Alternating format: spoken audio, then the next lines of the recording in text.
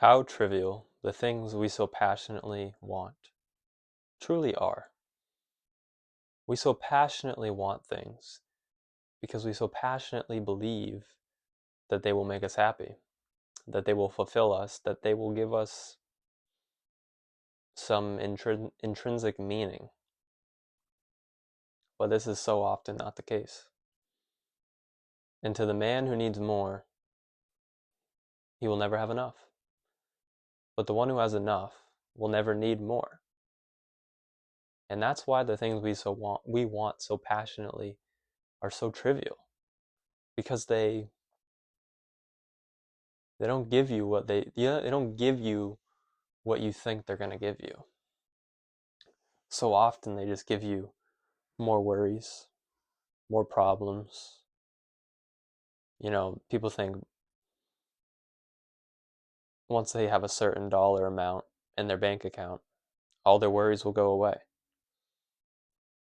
But they never consider the anxiety that will come from potentially losing that dollar amount, to potentially going back to not being financially free.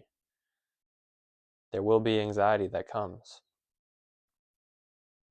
from having money of that nature, of having money that has set you free. But if you have enough before you have that, then you can have that money without needing it. And I read recently a quote that said essentially the essence of stoicism is having but not needing.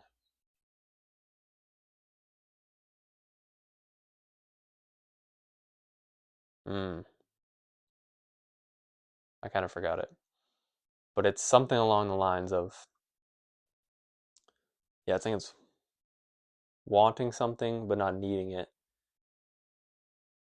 having something but not depending on it, something of that nature. And that is truly such a powerful position to be in, when you can obtain something and all it is a bonus. It's just a cherry on top. A cherry that, if there, is appreciated, but does not ruin the dessert, does not ruin one's life. They do not depend on it. Therefore, they don't need it. Therefore, they already have enough. But there's these things that we so passionately want, that we think, and we so passionately want them because we believe that they will bring us something that we do not have. But they never do. They never will. They do for a split second. But then the anxiety of having it comes. The wanting of more comes. The goalposts move. Hedonic adaptation sets in. And we never consider this when we sacrifice the present moment for the future in service to obtaining something that we do not yet have. And how many more trivial things there are. Sometimes I care about, how my hair looks, and I get pissed because that is so trivial. And it makes me want to just get a buzz cut because I hate that. I hate caring about what I look like. Sometimes I wish, I was leaner. I had a better six pack.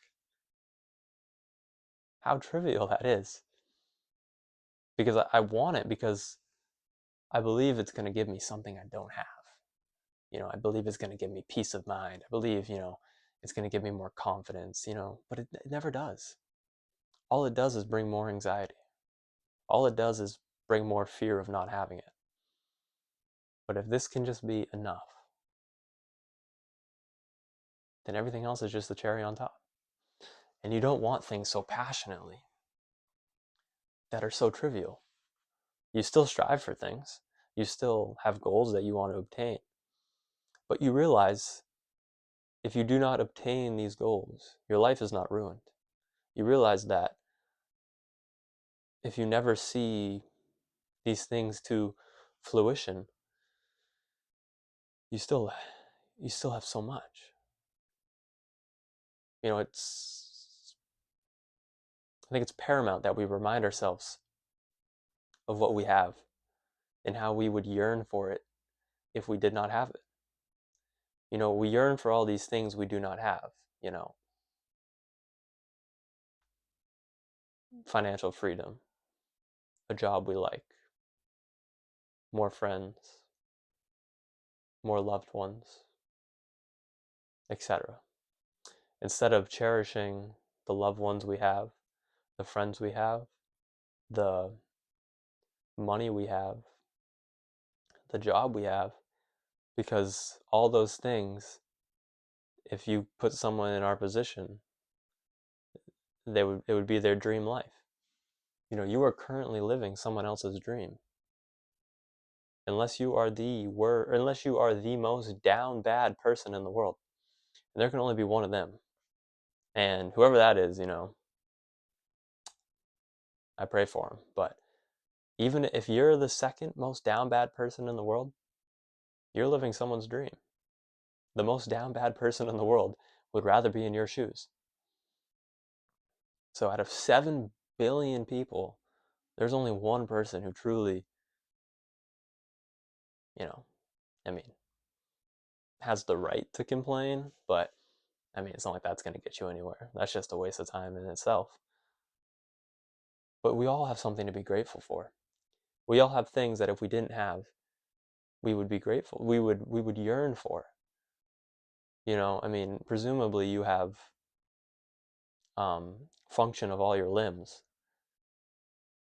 If you lost function of even one of your limbs tomorrow, you would look back and say, oh, how blessed I was yesterday. But yesterday you didn't think once about the fact that walking is easy, about moving your arms is easy. There's people who cannot even do what I just did, but I take that for granted day in and day out. There's people who, oh yeah, there's a guy I really like, James Hollis. He's very, very smart and wise, and highly recommend watching his podcast with Andrew Huberman and reading his books. But I think he's like 80, 86 or something, and he likes going for walks, and that's like my favorite pastime. That's like my hobby, going for walks. I walk hours every day. I thoroughly enjoy it. And he says he loves walks too, but he can only walk a mile every day. And it takes him about 30 minutes, I think he said, maybe even longer. I walk miles every day, and it only takes me like 20 minutes to walk a mile. But I take that for granted. And I try not to, because I realize one day, if I'm lucky, I won't be able to walk a mile.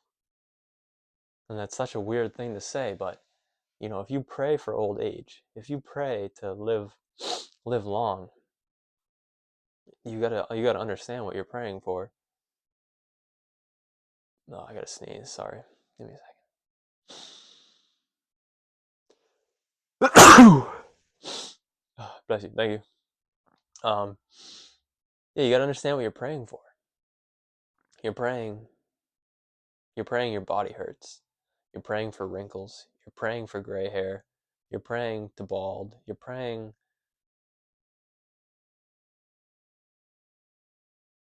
for all these things. And you might say, no, no, no. I'm just praying to live long. What does that entail? Do you think a 9-year-old can look like this? Old age implies pain, discomfort, wrinkles, gray hair, no hair. It implies these things. So why when we obtain the signs of our prayers do we curse them? That's a little side rift. But I really want to just hammer home the point that things we so passionately want are so trivial. And we have so much right now to be grateful for. Yeah, if you want more, you will never have enough. When will it be enough? Ask yourself that. If your goal is just more, when will you have enough? The answer is never. And there's a sad, sad truth in that, that you'll always feel lacking. You'll always feel like, I'm just not there yet. I'm not happy because I'm not there. And then you get there and you say, well, I'm not happy because I'm not there. And then so on and so forth until you die realizing that life was meant to be enjoyed. Life was meant to be lived like a dance. To just laugh, to just be yourself, to be goofy, to smile. But you were uptight, saying, no, no, this can't be it.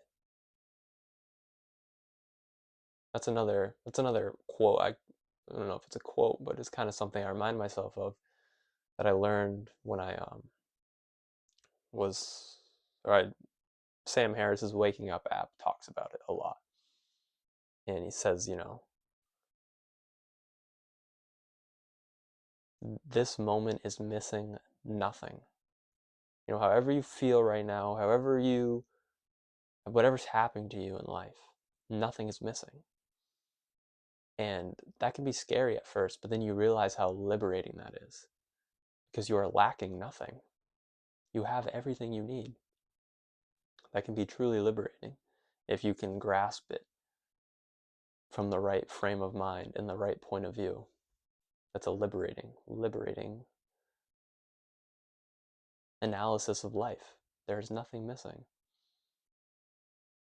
Ever, at every moment, all is there. That's truly liberating.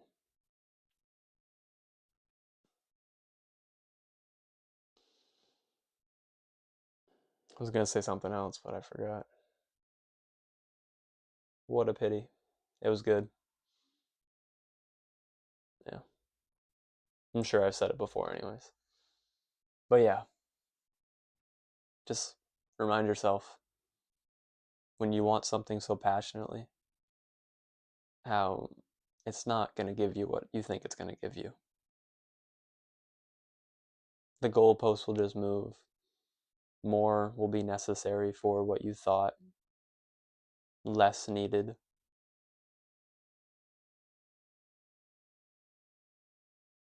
Just be content while striving for more.